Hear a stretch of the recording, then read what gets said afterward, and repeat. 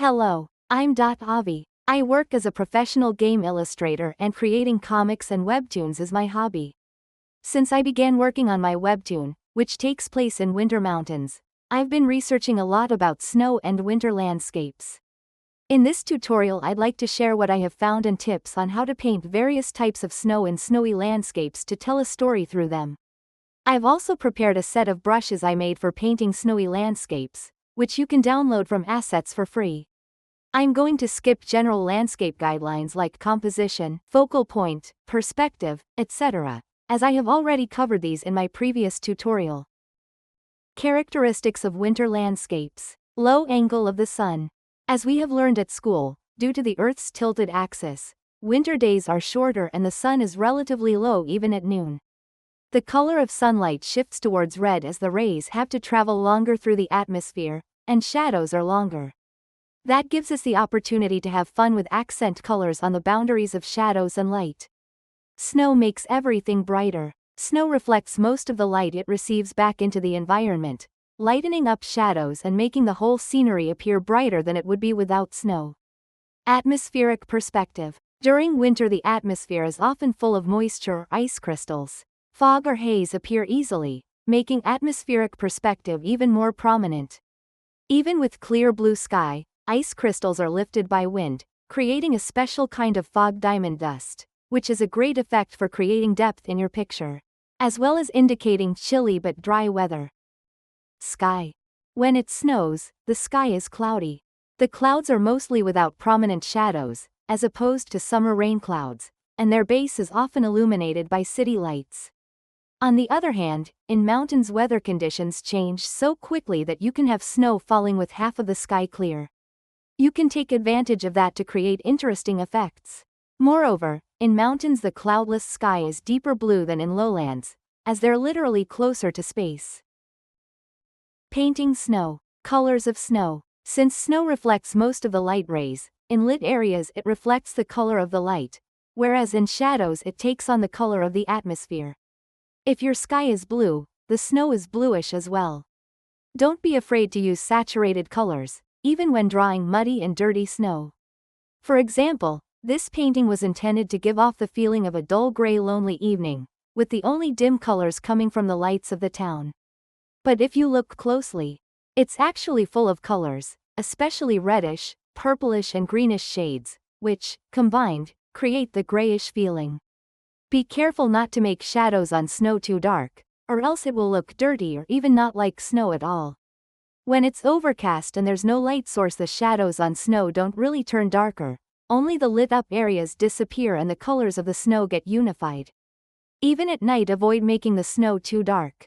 I learned my lesson in these two panels where the car ends up in a shadow and the overall mood was meant to be darker. But the light from the headlights made the dark snow look like muddy shaved ice.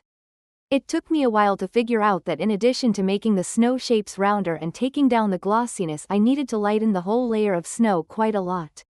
Snow from various distances. Distant elements. When painting snow on mountains I just use the same brush as for the rocks. The light rocky texture blends the snowfields with the mountains, imitating snow caught in the crevices. Just be careful to keep track of where the snow can physically accumulate. While it can stick to vertical surfaces, the sharp tips of rocks are typically snowless. Flat shading with slight gradients for distant and mid-distance snow works best, as excessive scattered highlights lead to it looking more like shaved ice. Due to the snowfields being highly contrasting, elements like trees, rocks or houses can be simplified into silhouettes even up to mid-distance. In a snowy forest you can paint snow on branches and lights only on the foremost trees and the viewer's mind will automatically imagine the rest. Painting snow and highlights on each branch of each tree will make the image look artificial and noisy. Mid-distance. The way the snow is painted in mid to close distances is the most important to expressing the weather conditions. Wet snow. For painting wet snow, which indicates temperatures around 0 degrees Celsius, use a semi-transparent brush. May have a rough texture. Leave out some half-covered patches through which the underlying surface could be seen, and make it look glossier. I sometimes use downloaded ground brushes, but they tend to have too much noise in them which is often needlessly distracting. I found a quick solution to that by running the layer through the Smart Smoothing filter to get rid of the noise. This filter may not be well known, but it's a very powerful helper. The wet snow is often accompanied by big, heavy snowflakes and misty haze due to high humidity. Powder snow. For powder snow, typical for mountains and cool areas, use an opaque brush with minimal fine texture. Paint it in loaf shapes and big lumps. Pay attention to the volume. Even snow caught on branches of trees forms loafy shapes. Using the lasso fill tool for blocking out the shapes is also a quick solution. When painting snow on deciduous trees, you can save some time by control-clicking the layer icon of the tree or branch to make a selection of it, expanding it a few pixels and filling it with the snow color on a new layer. As you can see, I use the selection, shrinking and expansion commands so often that they were the very first set of actions I made. I highly recommend that for saving time. Nudge the snow layer upwards and with the liquify tool, make the snow sit on the branches. Erase the parts that are hidden behind the foreground branches, on vertical surfaces and randomly on thin branches.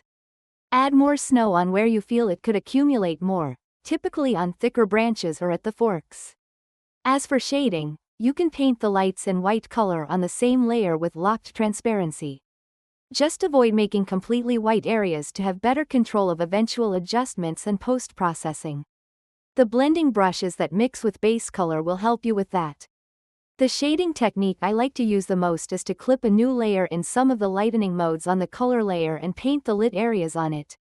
It's a non-destructive technique that allows easy adjustments later, like when you need to change the color of the light to fit the atmosphere. Don't forget to add cast shadows on snow cover. With the aforementioned technique, you can just erase parts of the lighting layer to create shadows. As explained before, keep even the deepest shadows light or else the snow will look dirty. Snowball. For painting snowballs up close, I found round opaque brushes with blending work the best. A splotchy texture in the brush adds a nice fluffy feeling to it. Snowflake. Last but not least, painting a snowflake is super easy thanks to CSP's symmetrical ruler. You can set up the ruler with 12 lines, as snow crystals are hexagonal, with line symmetry. It's said that no two snowflakes are the same, so the shape is all up to your imagination. For a more realistic feel, keep the edges opaque and leave some of the inner parts semi-transparent. Special effects. As explained in the beginning, in strong sunlight the edges of shadows can have very prominent colors. You can use various layer modes to help you create the effect and paint orange, red or purple along the boundaries of shadows and light. If you have painted the lights on a separate layer, you can easily create the edges by control-clicking the light layer icon to make a selection of it, expanding it a few pixels and filling it with the desired color on a new layer. Then make the selection of the light layer again and delete that selected area from the previously created layer. That way you get an outline of the light layer. You can play with the layer modes and blur it to fit your painting. Snow is a storytelling device. Snow can be surprisingly powerful when it comes to telling stories through it. You can take advantage of the forms, color and light to tell the weather conditions. Shadows falling on snow cover can indicate an edge of a forest. Snow staying on grass blades and thin twigs shows gentle breeze or windless conditions. Footprints. A story can be told by footprints in a snowfield. I recommend painting shapes of the footprints on a new layer, and use it as a mask to paint in shadows and lights. Add lumps of snow around each footprint.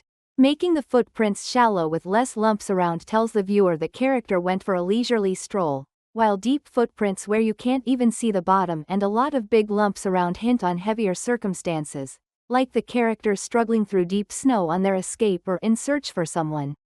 Falling snow. Flying snowflakes are great effects for adding motion to your painting. I use modified downloaded brushes that follow the line direction and their thickness changes with velocity. With slow strokes, they paint round snow, while with quick strokes I get flat snowflakes riding a strong gust of wind. To speed them up more, you can add motion blur or duplicate the layer. Change the color a little and move it in the direction of the movement by nudging the layer or with the help of the liquify tool.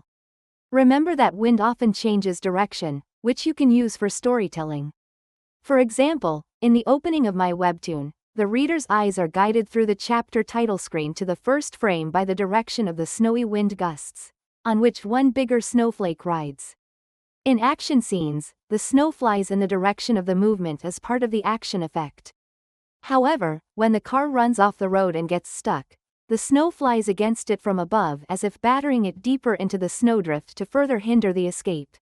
On the contrary, round snowflakes scattering in all directions indicate slow and light snowfall. Together with the fog and lights, they create a dreamy haze in the evening town. The haze effect is easily amplified by making a merged duplicate of the finished painting, setting the layer to lighten and blurring it.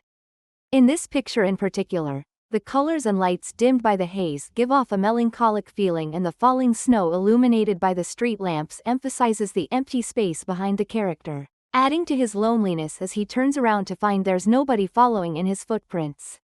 The color of falling snow should be slightly lighter than the snow on the ground to make it more visible, but never darker than their background, or else it will look like soot.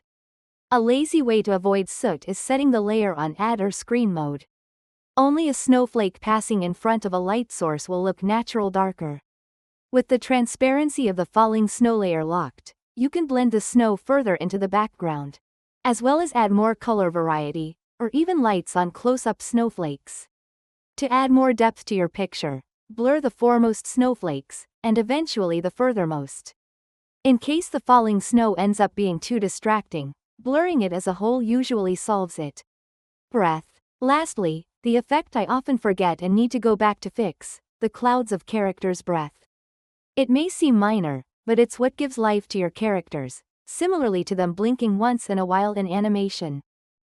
Conclusion. These were some of the interesting tips that I learned about painting snowy landscapes. I hope they will help you have a lot of fun when telling stories through various winterscapes.